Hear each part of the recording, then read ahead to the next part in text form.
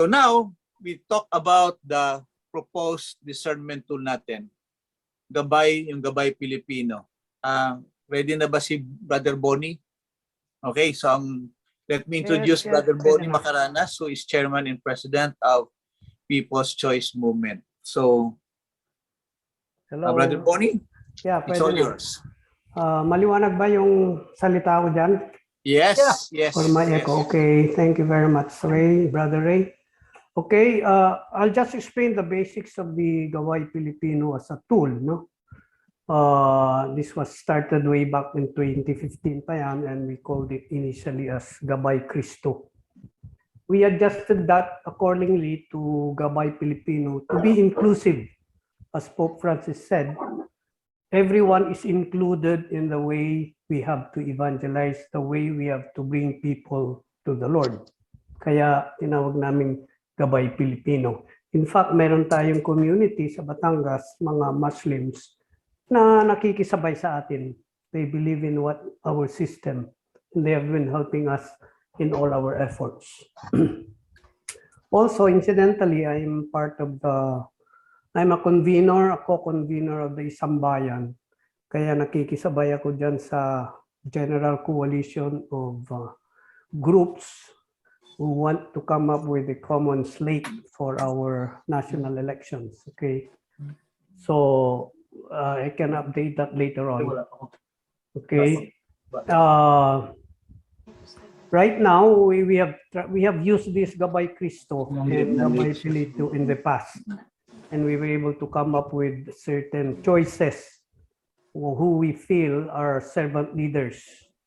And I will explain the key qualities of what we would call student leaders, candidates that we want, especially for this coming May elections. Okay, Ray, can you present our Gabay PiliPino?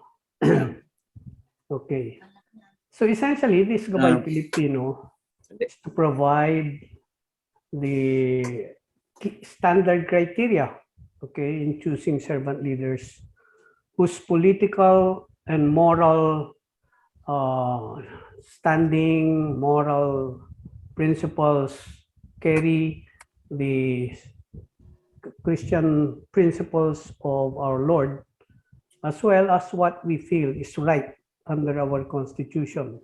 Okay, first part, which is very important, because in this Gabay PiliPino, we want that the righteous be given that authority so that our people will rejoice, and we don't want the wicked to rule our people. Okay, ang pinaka-importante dito sa Gabay PiliPino natin is the knockout issues.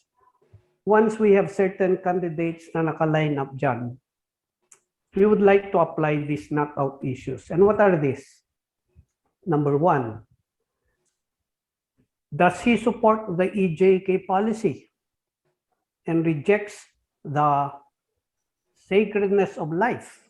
Diba? Pag sinusuportan itong kandidato ang EJK, tahimik siya during this 5 or more than 6 years of Duterte administration especially, questionable na ang kanyang reputasyon as a possible servant leader. Second, does not or will not defend our country's sovereign rights in our exclusive economic zone in the Philippines? Importante yan. Dapat, in the past, this past 5 years or more, sinusuportahan niya itong stand natin na exclusive economic zone ang West Philippine Sea. We should protect this. Kung may sinasabi ang gobyerno na ito ay pwedeng itapon lang, hindi pwede yan. Hindi pwede yung kandidato na ganyan. And those who have been silent, especially the presidential candidates na silent about this, questionable kaagad. That's why we call it knockout issue. Hindi na pwede i-considera sa evaluation. Third, he does not support the passage of the dynasty law.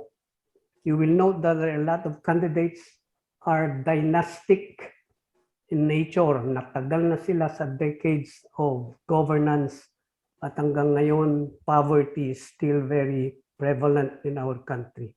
Dahil itong dynastic leaders natin, na yan ang karamihan sa Kongreso na na-explain na ni Brother Ray, ay they have not been doing their job as lawmakers, who are people who are supposed to provide good governance para sa bayan.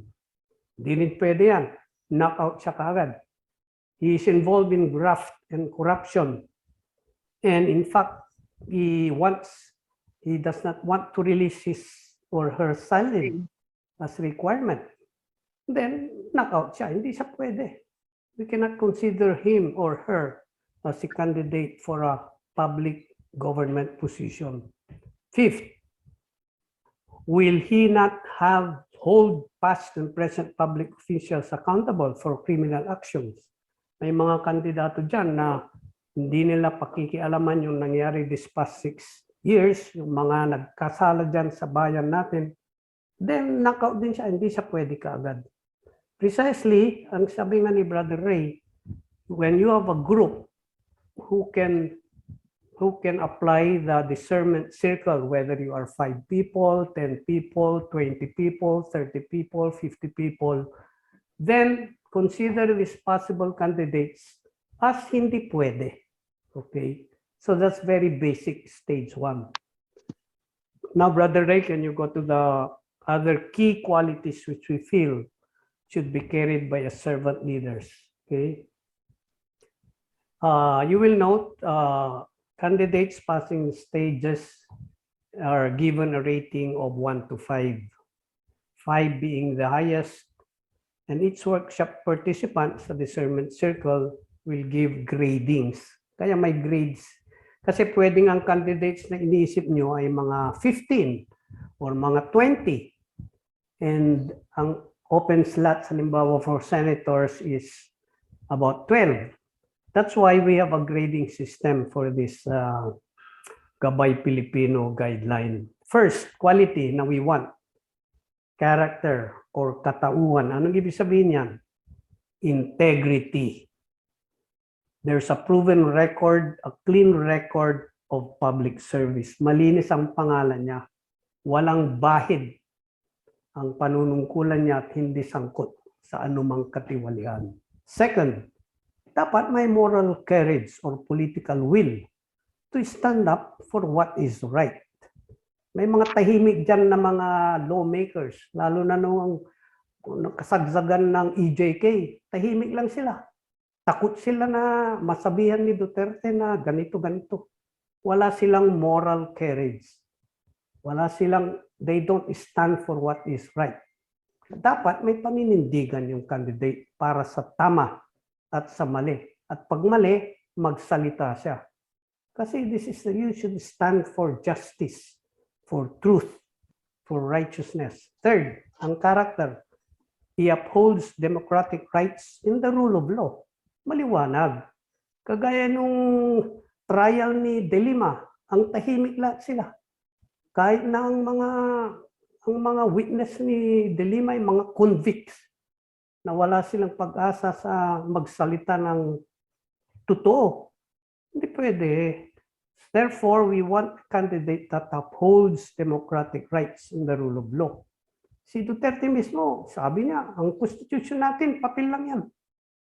Do we want a candidate like that, especially as a president? Hindi pwede. Hindi pwede. Katoliko tayo. Kristiyano tayo. Dapat maliwanag ang stand natin sa character. The second quality we want in this Gabay PiliPino is competence. May kakayahan. May training siya. May experience. May technical expertise. Kung ano man siya sa isang eskwelahan, sa isang NGO, sa isang government institution, dapat meron siya talagang experience and technical expertise. Nag-aral siya. May sapat na kasanayan, karanasan, at kaalaman sa posisyon na hinangan. May mga kandidato dyan sa presidente, mag-mayor siya. Okay? Yung iba, naging senator. Pero tahimik naman tungkol sa mga kasalanan ng gobyerno ito ng dami-dami. Tahimik lang. So, how can they solve what is needed as president? Second, dapat may good track record as a leader in government. Diba? Yan ang competence, ang ibig sabihin, magandang karanasan bilang leader sa pagpapatakbo ng isang sangay ng gobyerno, lalo na o anumang kampanya o institusyon na hinahawakan. Third, competence also means he has the capacity to build consensus among various stakeholders in advancing critical issues. Ibig sabihin nito, may concept siya of participating in those he governs or she governs. May konsultasyon sa tao. The past 6 years, hindi nagkukonsult sa tao. Nung pumasok ang COVID-19, ang daming nagsasabi, dapat i-examine ka agad kung may COVID-19, tapos ayusin ka agad. Pinapasok pa ang mga in-check noong January 2020. So ngayon, nagkaletse-letse ang pandemic. So he should consult people who will be affected by the decision that he makes, whether it's a policy or even is a program. Pag hindi yan nagkukonsulta, walang mangyari sa plano niya or sa programa niya. And third, importante, lalong pinaka-importante dito, meron pa pala sa competence, meron siyang platform for improving the economy, especially because our main problem sa Pilipinas ay poverty. In our last survey, SWS, almost 50% are poor. Ibig sabihin, wala silang dissenting buhay. Wala silang trabaho. Kung may trabaho man, kulang yung sweldo nila. Poverty is our main problem. And our dynastic elites, our dynastic leaders have not been doing their job to make sure about 75-80% of Filipino people have a decent life. Diba? Fifth, concerning sa competence, he has the respect of his peers and the capacity to recognize and engage those motivated to help in governance. Participation of people is important. Respetado ba siya ng mga karamihan ng tao, lalong-lalo na yung mga nasa laylayan? Dahil importante yung voice, yung participation ng mga nasa laylayan kung ano ang kailangan nila. Kaya pang leader, nalalaman niya kung anong pinagsasabi ng mga nasa laylayan, then he can solve the problem na nararanasan nitong mga nasa laylayan. And third quality we want in a candidate to be real servant leader is commitment, katapatan. Actually, it means also pro-poor, compassionate for the poor. Kasi yan ang basic problem ng Pilipinas. And this should be demonstrated by his or her record of crafting and ensuring compliance to laws, policies, and programs. Especially dito sa Pilipinas, promoting agrarian reform, pagsuporta sa mga magsasaka at mga mangingisda, yung mga nasa rural areas, dahil sila ang pinakamaraming, mga Pilipino, sila ang pinakamaraming mahihirap sa probinsya. Dapat alam niya yan, pro-poor commitment, para he can give decent wages, job security, creation of livelihood as needed. So work, pro-poor, pro-labor, pro-mangingisda, pro-magsasaka. Second, dapat he works for constructive resolution of conflicts with groups, marginalized sectors, and indigenous people. Peace negotiations, consultation with those who will be affected by the programs and plans and policies na gusto mong ipatupad. Ito, participation ng mga tao na kinokontrol mo. Good governance requires that you consult the people para maliwanag ang programa mo ay implementable. Okay? Ngayon, pag hindi ka nagkukonsulta, anong mangyari? That is true even in corporate world, in companies and NGOs. Pag hindi ka nagkukonsult sa mga tao, ikaw lang nag-iisip, that's dictatorship. At ang mangyari dyan, incompetence or kagaguhan na pamamahala sa tao, kawawang mga tao. Problema natin ngayon, halimbawa, we have the new People's Army, we have the Moral Liberation Front, etc. Dapat kausapin sila. Ano pang problema at ano ang pwede nating pag-usapan? Importante yan. Si Duterte, cleanus up niya, sinara niya yung pag-uusap. Anong mangyari? 2 years na tayo naghihirap. Ha? Hindi pa na-solve itong pandemic natin. Yung EJ case, walang investigasyon. And figures-wise, 30,000 people have been killed without investigation. Paano yan? Tapos, 30,000, more than 30,000 ang namatay sa pandemic. Ano yan? Incompetence. Hindi nila inatupag yung mga problema na primary dito sa Pilipinas. Therefore, when we look for a candidate for national position, especially for president, we should see whether he is covered by our knockout issues. Okay? Does he have the character? Does he have the competence and the commitment? And they to have the compassion? commitment. Yes. So essentially, those are the basic guidelines that we have. Third, for the commitment or track record, he advocates and works for the protection and control of government and our natural resources, carbon emissions, developing clean energy, etc., etc. Kaya nga sabi ni Brother Ray, ang inalagaan ng isang leader ay hindi lang tayo ngayon na nabubuhay. Mga anak natin, mga apo natin, mga apo ng mga apo natin. The next generation deserve to have a better, decent life. Yan ang target ng liderato today. So itong May elections, dapat maliwanag na ang mga candidate na pipiliin natin na iboto natin ay haharapin nitong they will meet all these standards that we have set.